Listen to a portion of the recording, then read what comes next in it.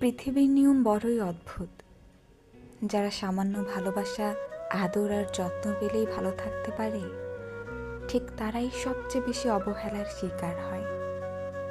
যাদের চাহিদা খুবই নগণ্য, যারা অল্পতেই খুশি হয়, যারা কেবল ভালোবাসাতেই সুখ খোঁজে, তারাই হয় পৃথিবীর চরম অসুখী। খেয়াল করে দেখবেন, আপনি যাকে পাশে পেলে কিংবা যার সাথে কথা বললে ভালো থাকবেন, ঠিক সেই থাকবে আপনার ধরাছোঁয়ার বাইরে। আপনি যদি একজন চঞ্চল কিংবা রসিক স্বভাবের মানুষ হন, তবে সম্পর্কের অপর পাশের মানুষটা হবে বড্ড বিরসিক আর গম্ভীর স্বভাবের। সামান্য ভালোবাসা, আদর যার চাহিদা, তার চাহিদা কখনোই পূরণ হয় না। মানসিক যন্ত্রণায় হতভম্ব হয়ে পড়ে থাকলেও কেউ খোঁজ নেয় না।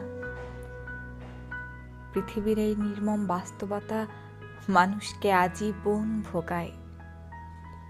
যারা কেবল ভালোবাসা চায়, তারা ভালোবাসা পায় না।